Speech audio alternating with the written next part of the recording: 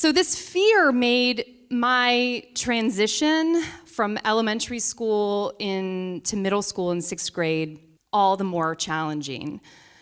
Because in 1987, in 6th grade, gym class is all about flying balls. That's Kelsey Francis, and on today's episode, it might just be better to sweat it out in gym class than to lie to get out of it. From NCPR and the Adirondack Center for Writing, this is The Howl. True stories, no notes, live on stage in the North Country. I'm Ethan Shanty. Listen, I lied constantly to get out of gym class, like all of the time. Unless we were playing this weird combination of dodgeball and bowling that we called the pin game, I was doing basically whatever I could to get out. I'd say, I've got a music lesson. I've got to help stage crew because we've got a play coming up, anything at all. Gym is just not for me. I don't think I'm a particularly good liar either, but I suppose my coaches thought I was trustworthy enough because they never called me out. And listen, I'm not going to take the time to apologize because nobody got hurt. And honestly, I think they could probably tell I didn't have a career in flag football ahead of me. That being said, if I had to go through what Kelsey had to go through on today's story, I might have just stuck it out suffering in the gym. Today's story is about a big lie and the worst possible way to get out of gym class forever. Kelsey told us this story live on stage at the 2023 Howl Grand Slam in Saranac Lake. So, for as long as I can remember, I have had a terrifying and irrational fear of flying balls. Basketballs, footballs, soccer balls, volleyballs, and the absolute worst, baseballs. Have you seen how fast and how high those things fly? Now, I have no memory of ever being seriously injured by a flying ball, which is what makes this fear completely irrational. But I did not have an athletic childhood.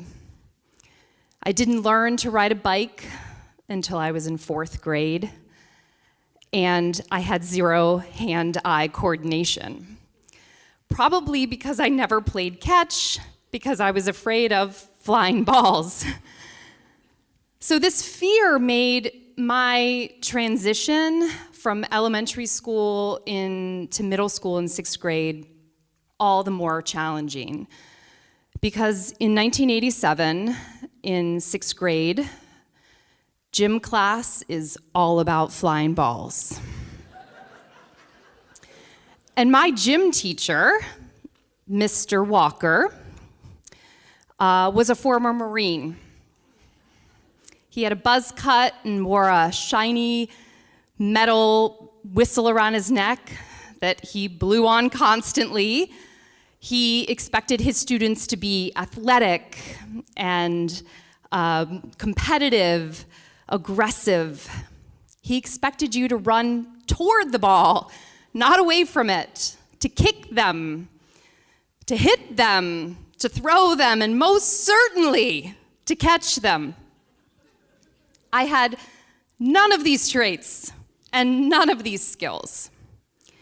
And so early on in the year, after a particularly traumatic game of dodgeball, where I was everyone's target, I decided at 10 years old that I needed to get out of gym class forever.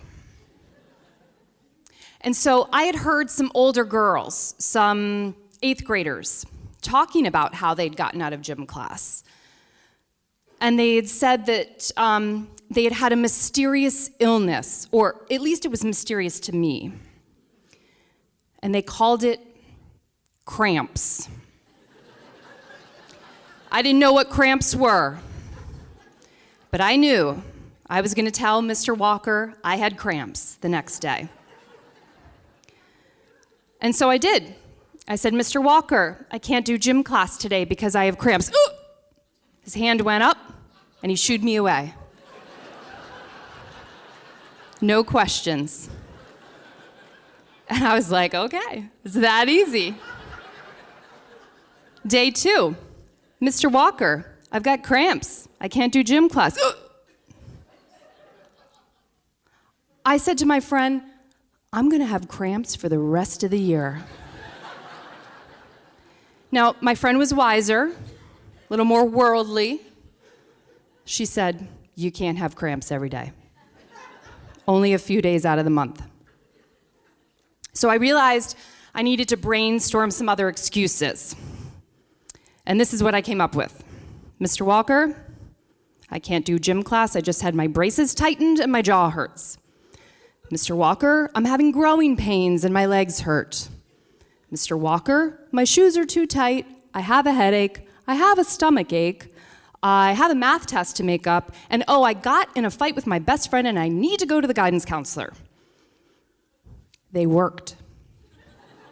2 and sometimes 3 days a week, I delivered one of these excuses, and he let me go. He probably didn't want to deal with an unathletic, ball-fearing girl for 40 minutes, so I was kind of flying high. In fact, in my own mind, I had gone from gym class 0 to gym class excuse-making hero. Other unathletic kids started seeking me out.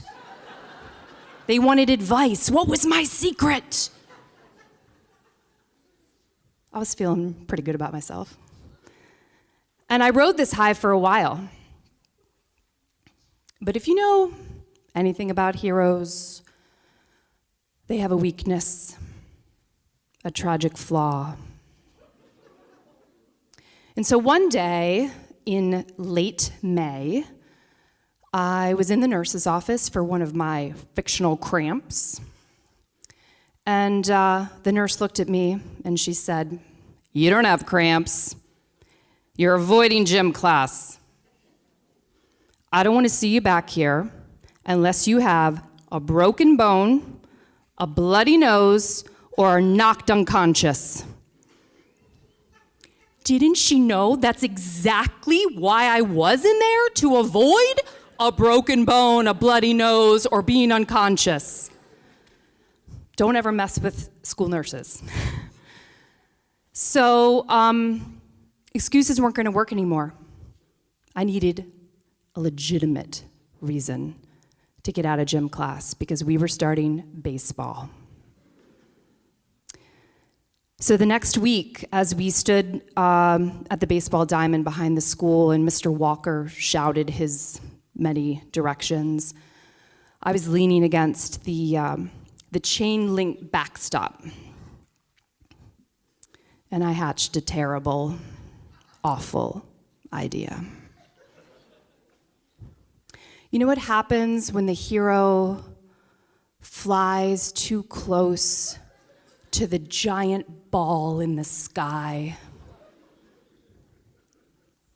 The hero goes down in a ball of flames.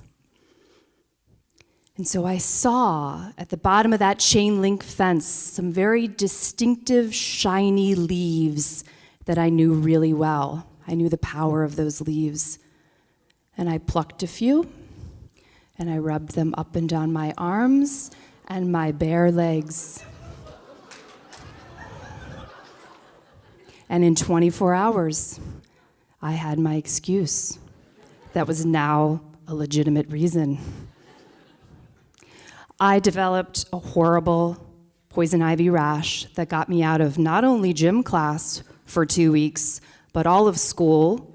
And when I returned, I looked like I was recovering from leprosy. To this day, I still have a terrifying, irrational fear of flying balls. But I also have a very justified, rational, and humbling fear of poison ivy. Thank you.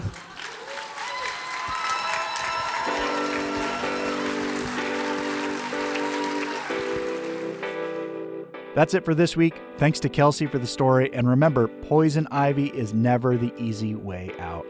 The Howl is written, produced, and edited by me, Ethan Shanty, with editorial supervision by David Summerstein and live audio captured by Doyle Dean. Bill Hanel is our digital guy, Caitlin Kelly handles our social media, and music that you heard on today's episode is by famous letter writer of Plattsburgh.